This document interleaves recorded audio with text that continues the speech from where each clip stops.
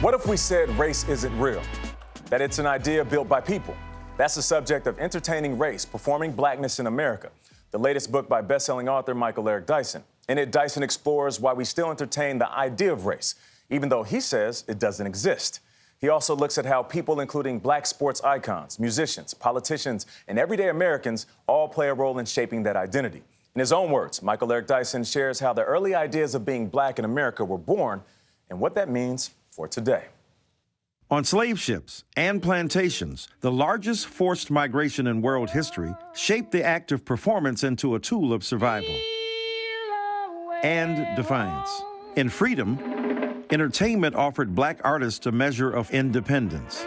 Black people forged a complex racial identity and preserved ties to a cultural heritage under relentless fire.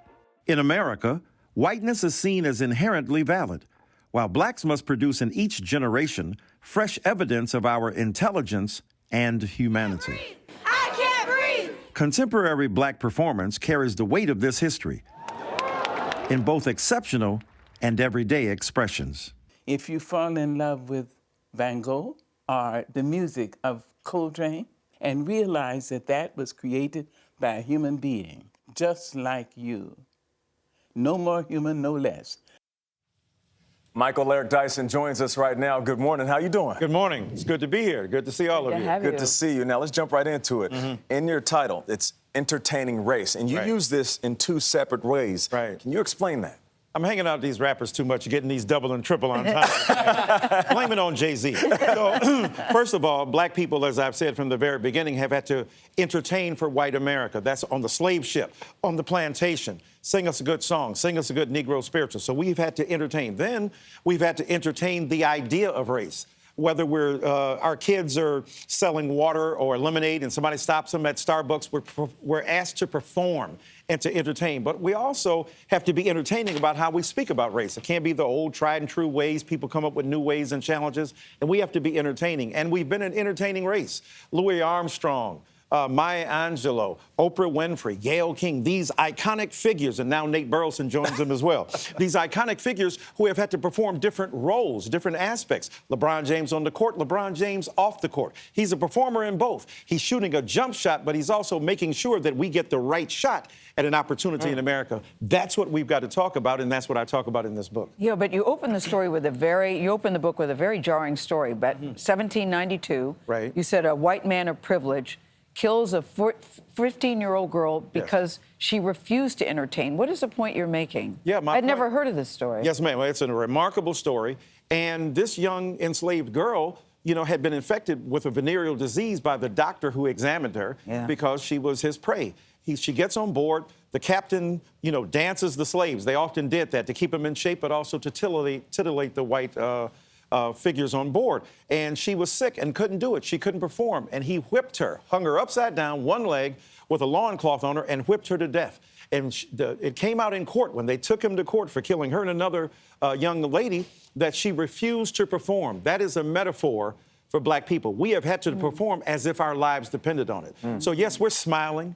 We're grinning, we're on stage, but we also have an internal life where we nurture ideals and ambitions of democracy, and everything else that America wants, we want as well. But we've been forced to, as Paul Laurence Dunbar said, wear the mask. When you use this phrase, performing blackness, you're not just talking about black celebrities. You're talking about everyday black people in everyday life. Oh, especially every day. It's extraordinary with the, Kobe's and the Michael Jordans and the Beyoncés and the Jay-Z's, but it's every day.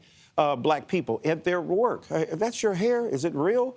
When you go to work, can I touch it? Can I touch it? Or I'm in corporate America. You say you're an ally. You put a black space up on Instagram, but internally you're rejecting ideas of blackness. So we've got to perform deference, but acceptance, but also resistance in a certain way. So yeah, everyday black people. You even said that George Floyd's death, I mean, I had to read that twice. That George Floyd's death, you said, was a performance. Absolutely. What did you mean? Well, what I meant, he didn't mean so, of course, but it was part of the performance, the pageantry of American race in this country. So here's a guy laying on the ground, crying for his mother, asking for intervention, saying, I can't breathe. He's performing rituals of black desire to be heard, to breathe freely. And what we do, we integrate that into a larger drama. The reason George Floyd struck universally across this country and indeed across the world is because people could identify with his performance of deference and vulnerability and not being angry and yet asking for something basic and primary as breath. Now, Michael, we have to go, so I need you to be quick. Now, performing blackness,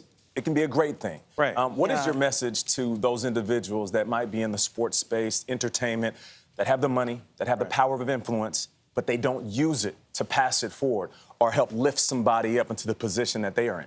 Yeah, remember Paul Robeson, remember Jackie Robinson. That's right. Remember Hank Aaron. These are figures, Althea Gibson, who use their platform for a broader reality. Because before you were a ball player, you were black. Before you were an entertainer, you were black. That blackness binds you together. You're still black. And you're still black to this day. But what do you want us to do with this information? Oh, I want us to think about it. I want us to meditate on it, and I want us to act on it.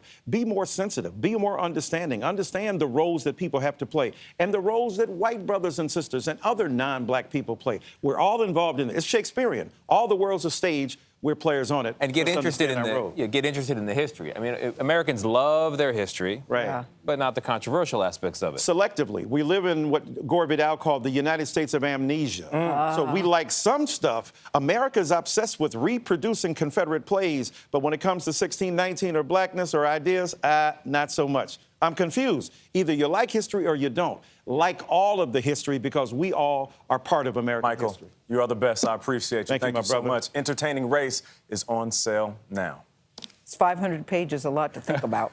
This is CBS Mornings. We'll Get be your right back. money's worth. We'll be right back.